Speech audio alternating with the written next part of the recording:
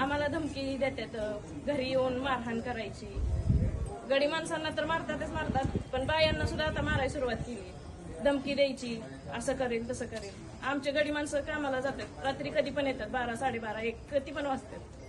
त्यांची जबाबदारी काय करायची, त्यांना त्रास होऊ नये म्हणून परत धमकी देऊन गेलेत आम्हाला. चोरी करणं हे ते तर चालूच आहे. आणि असं आम्हाला हानमार करून वरून आमच्याकडूनच पैसे घ्यायचे. आम्ही कमवून खाणार आहेत, आमच्याकडे म्हणजे एवढं नाही की त्यांना देऊ शकतो आम्ही. मान्य त्रास आहे आपल्या जिल्ह्यात, आपल्या तालुक्यातही आहे बरेच दिवस. यावेळेस काहीतरी वेगळं झालेलं दिसतंय, थोडं जास्त झालेलं दिसतंय. आम्ही कधी कुणाच्या म्हणजे तशा लोकांच्या आध्यात्मध्यात नसतो, पण त्यांनी येऊन ह्याला त्रास दे त्याला त्रास दे, प्रत्येक महिन्याला 2 महिन्याला त्यांचं ते चालूच आहे. त्यावेळेस आमच्या फॅमिली सोबत तसं झालं. त्यावेळेस आमचा पर्सनल माणूस आमचा पोलीस स्टेशनमध्ये असताना सुद्धा त्यांना हानमार केली आहे त्या लोकांनी. पोलीस स्टेशनमध्ये असताना सुद्धा ज्यावेळेस मिटवायला गेलो त्यावेळेस पोलीस स्टेशनमध्येच पारद्यांनी त्याला मारलं. काय झालं मी ऐकलंय ते. चला अजून कोणाला काय सांगायचंय का? एक मिनिट मुलाला घरी धमकी दिली सकाळी आज तिकडं आमचा गाईचा गोट आहे, तिकडं कसा येतोय बघतो म्हणले. आता आम्ही म्हणजे एकटे जातो तिकडं धाराय काढाय धमकी रस्ता यायला त्यांच्या तिथनं जायला लागतं पारद्यांच्या.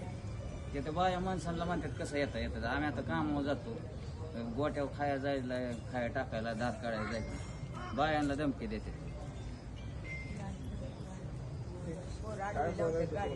गाड्या परत आणि रस्त्याने चालवायच्या, नीट चालवायच्या नाही. बारकी लेकरं चाललेली असते, ती म्हातारी माणसं चाललेली असते, ती गाशी गाड्या त्याला न्यायच्या, परत आणि त्यालाच धमदाटी द्यायची. किती लोक आहेत रे बाबा?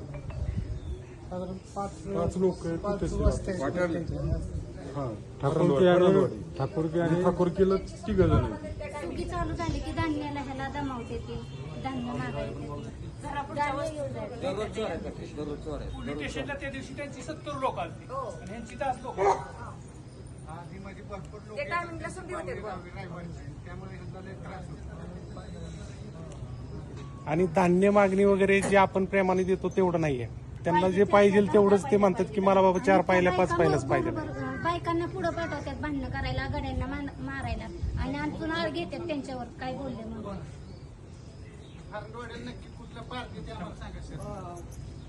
महाराज जो राशेजी आहे का नाही तो इथला नाही, फलटण तालुक्याचा, तो माळशिरस तालुक्यातला. त्याचे आई वडील तिकडे राहायला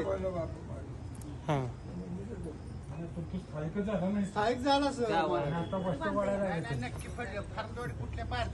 आणि मगाशी साहेबांना भेटलो तर साहेब म्हणले तुम्ही व्हिडिओ कॅसेट काढा.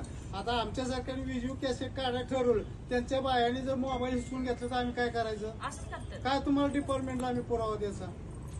आणि त्यांच्या बाया लगेच व्हिडिओ कॅसेट काढतात, गड्या माणसाचा हे 4 काट्या घेतल्या त्यानं आम्हाला मारायला आली.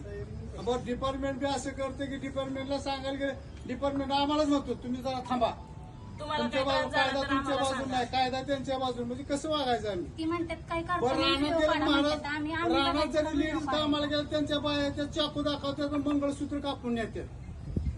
अशी परिस्थिती फरांदवाडी ठाकूरकीच झाली आहे. एक बलात्काराचे पण केस तिथं घडलेले. आणि बलात्काराची माग केस घडली तिथंच. आणि सामान्य आणि माणसाला कायदा बरं का महाराज, कायदा त्यांना संरक्षण देतोय, आमच्या शेतकऱ्यांना संरक्षण काय देत बाबा, नाही. तो फार वेगळा विषय आहे. आज आपल्याला या त्रासातनं काय करायचंय त्याच्या बाबतीत थोडीशी आज आता चर्चा झाली. आता मी काय करणार आहे, साहेबांचं तुम्ही ऐकून घ्या. साहेब काय म्हणतात ते बघा. मी ते परत उद्या परत बसू, मला 15-20 दिवसात या त्रासातनं मोकळा करायचा प्रयत्न करू. गरज जर वाटली ते